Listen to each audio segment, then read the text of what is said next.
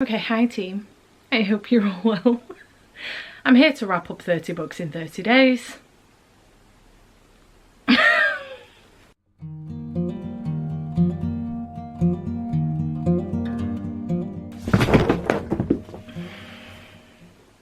Fuck. Alright, so now that I've sorted those piles out, I am here to wrap up April's reading. I did do 30 books in 30 days and I'm really proud of myself for doing it again. Not for the second year running, but for a second year.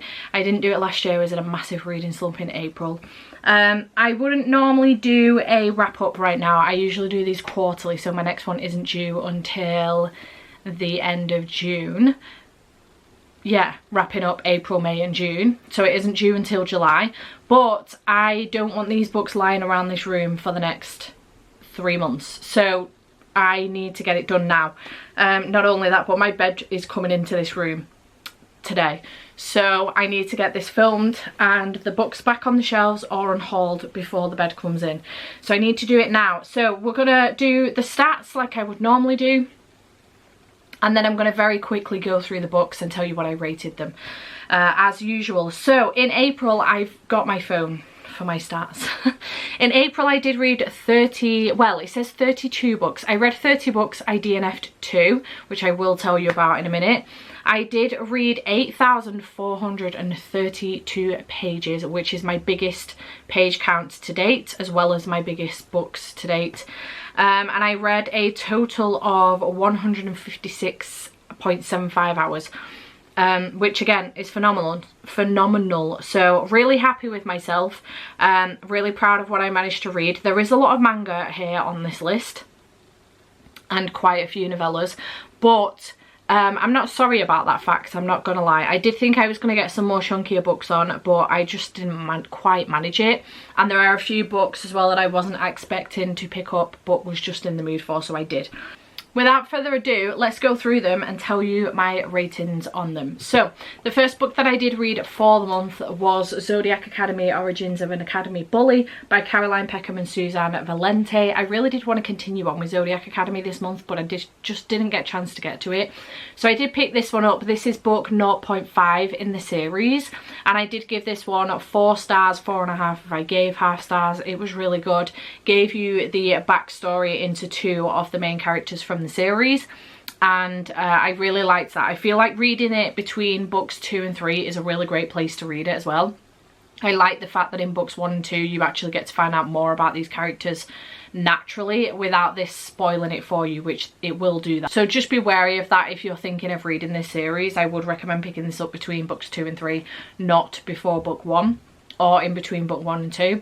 But yeah, read this one first. Then I did read Tangleweed and Brine by Deirdre Sullivan, which was on my TBR, and I gave this one 3 stars. This is a fairy tale retelling collection of short stories, and it was good. I liked the illustrations in here. It was just fine, middle of the road book. Didn't do anything special really, to be honest, but I enjoyed it nonetheless. Then I did DNF, The Rom-Com Agenda by Jane Denker. I was really excited about this because on the back it compares it to Beach Read meets When Harry Met Sally in this love letter to classic rom-com movies. Listen, I love Beach Read by Emily Henry, and the movie When Harry Met Sally is one of my favourite all-time movies, but this was not it. I was not a fan of the main character. I was not a fan of where the story was going, the male MC even. I was not a fan of where the story was going, and I just wasn't a fan. The writing style was quite juvenile. I think the story was juvenile as well. And I feel like the way that these people reacted is not how people in their mid-30s would react to this situation. It's how teenagers would react to this situation. Like kids in high school, like 16 years of age would react, not mid-30s. So I wasn't impressed by that at all. I just didn't think that it depicted real life in the slightest. So I did DNF this one, unfortunately. I think I got to I read a few of the reviews on Goodreads and wasn't happy with the direction the book takes, some of the spoilery ones, to see how long this would carry on for.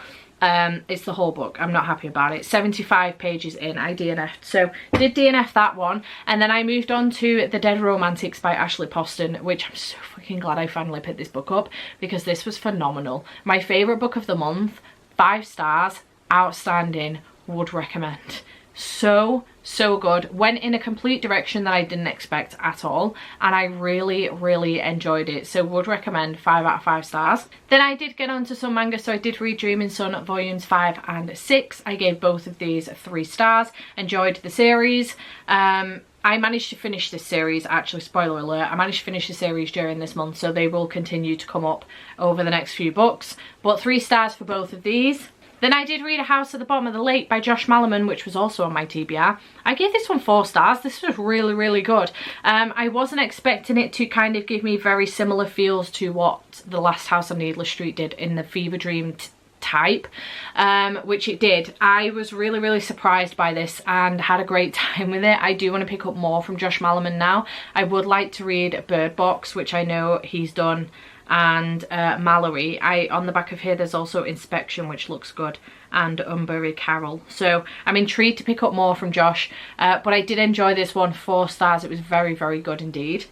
Then some more Dreaming Sun with volumes 7 and 8. Again, 3 stars for both of these. I did read Bryony and Roses by T. Kingfisher, which is a Beauty and the Beast / East of the Sun, West of the Moon retelling, and I gave this one 3 stars. 3.5 stars if I gave half stars. It was good. Not my favourite Beauty and the Beast retelling, I'm not gonna lie, but I enjoyed it nonetheless and had a good time with it. Dreaming Sun volume 9, 3 stars.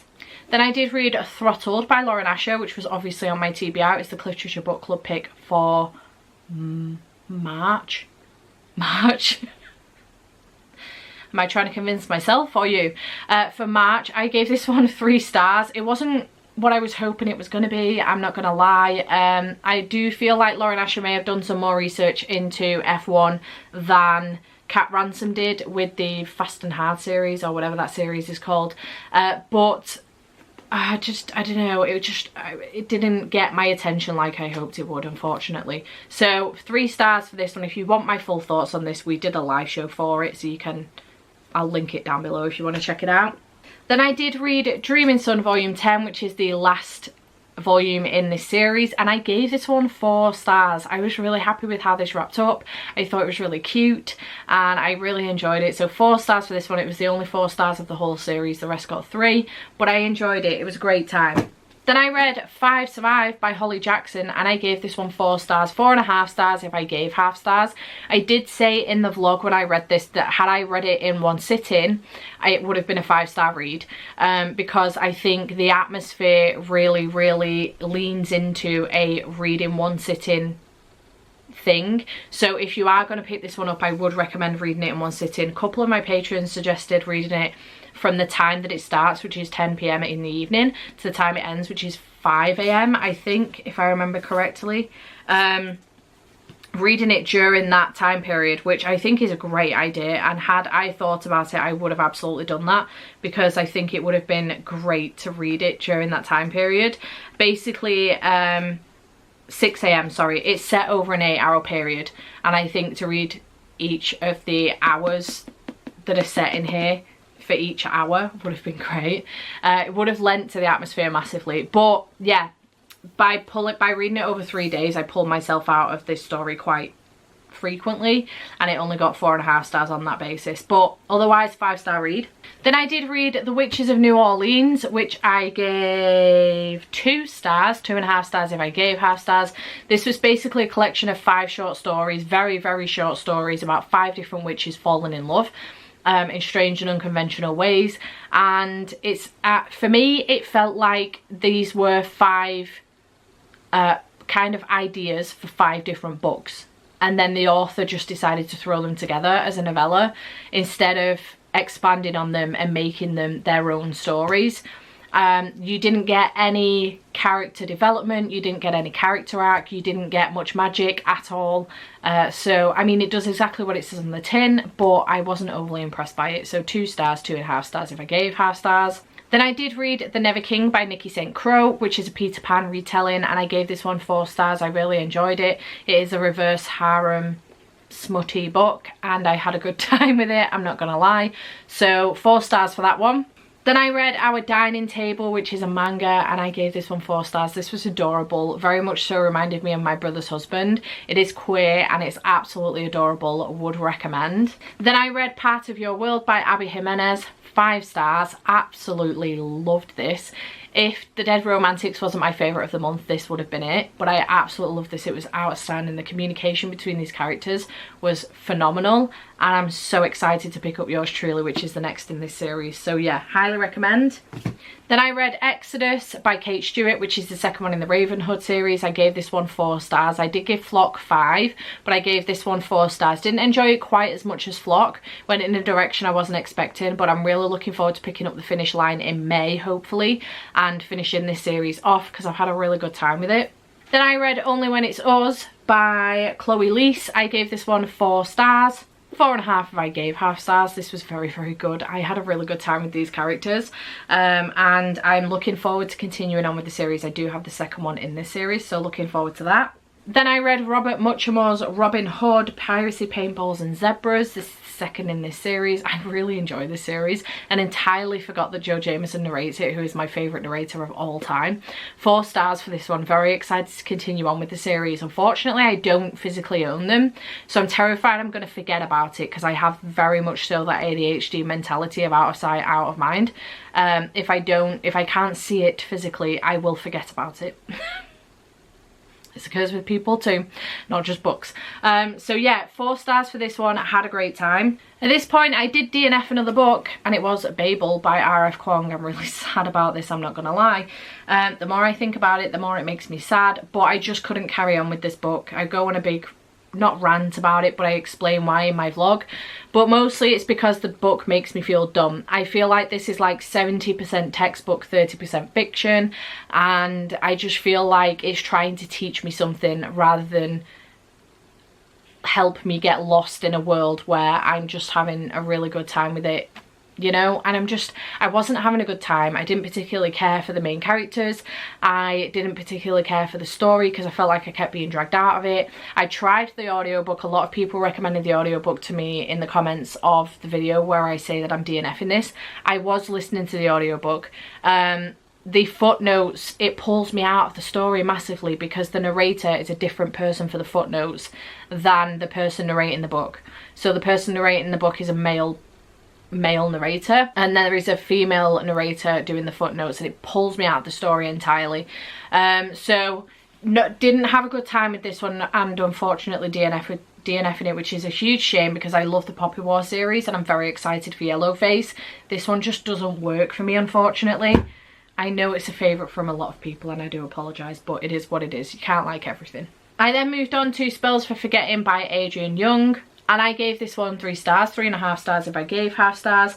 I thought it was good for what it was. I was just felt like the ending was rushed a little bit and I was a little bit let down with how it went. But otherwise, it was just a little bit lackluster for me, that's all. But otherwise, 3 stars, 3.5 stars. Then I did read Daisy Darker by Alice Feeney. I fucking love this book. It was so good. The twist at the end, I needed people to speak with when I was reading this, I swear. 5 stars for this, it was fantastic, would recommend. Then, in a twisted turn of events, I didn't expect to be picking this one up, but everyone else was reading it and I was feeling like I was left out, so I picked it up. The Serpent and the Wings of Night by Carissa Broadbent. I gave this one 4 stars, 4.5 stars if I gave half stars, and now I've bought the rest in the series, except the new one that's just come out. So yeah, I really enjoyed this. I had a good time.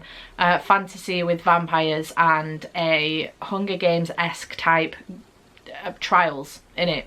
It was a good time. I had a good time. Then I read Dinosaurs, 10 Things You Should Know. A little non-fiction book. It was a good time. I gave it 4 stars, 4.5 stars if I gave half stars. The audiobook's on script and is narrated by Dr. Dean Lomax himself, who writes the book, and I had a good time with it. I thought the facts in here were fascinating and I enjoyed it, and I'm looking forward to picking up more in that series. They do some other ones about the brain and the deep sea and some other subjects as well that I can't remember the name of. Okay, the last few books, we're almost there. I then did go on to Ghost Eaters by Clay McLeod Chapman. Don't know where I was going with his name then. Clay McLeod Chapman. I gave this one 3 stars, 3.5 stars if I gave half stars. It was good. Just not one of my new favourites, but I had a good time with it regardless. And yeah, it was fine. Then I read 6 Scorched Roses by Carissa Broadbent, which is book 1.5 in the Serpent and the Wings of Night series, the Nixia, Crowns of Nixia series. This is a novella, so I did read this one and now I physically own it. I gave this one 4 stars, 4.5 stars if I gave half stars. Is that correct? Yes. 4.5 stars if I gave half stars. I really enjoyed this one. I think it's a great introduction to the 2 new characters that are coming in Ashes.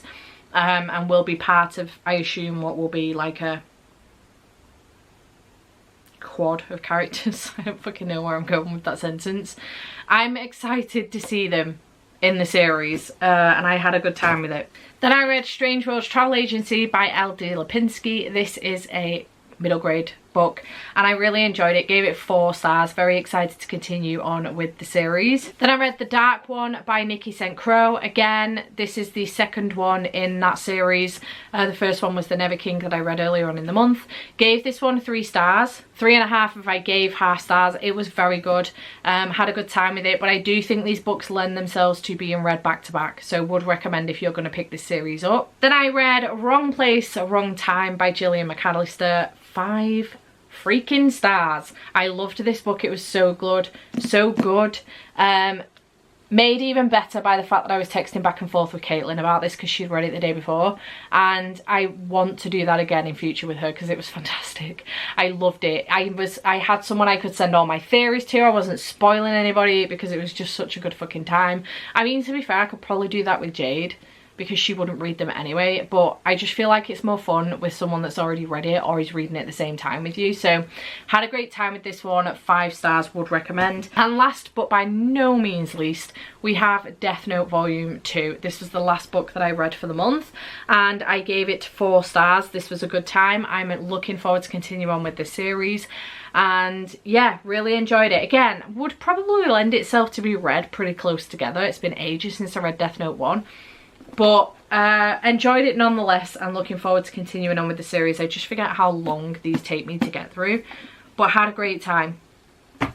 So those are all 30 books that I read for 30 books in 30 days. It was a lot. I think there were more pages this time around than the last time that I did it. I can't remember how many pages there were the first time I did this, but I do remember reading the whole of like the Amelia Fang series. I think it was way more middle grade the first time I did this, so I think the books were much shorter, so the page count was probably less. I did read quite a few manga and novellas, so there are some shorter books in there, but overall I did read quite a few pages, obviously over 8,000. I think my biggest page count was probably Serpent. Serpent was 532. So yeah, Serpent was the biggest page count overall, and my lowest was Witches of New Orleans with 84. I just wanted to get another book in, clearly. So yeah, that was everything that I read in the month of April. Chat to me in the comments down below. Did you do 30 books in 30 days? If you didn't, did you do Realmathon or the Magical Readathon? I only did Realmathon, but did you have a good time? Were you successful? Did you complete everything you wanted to complete? Have you read any of these books?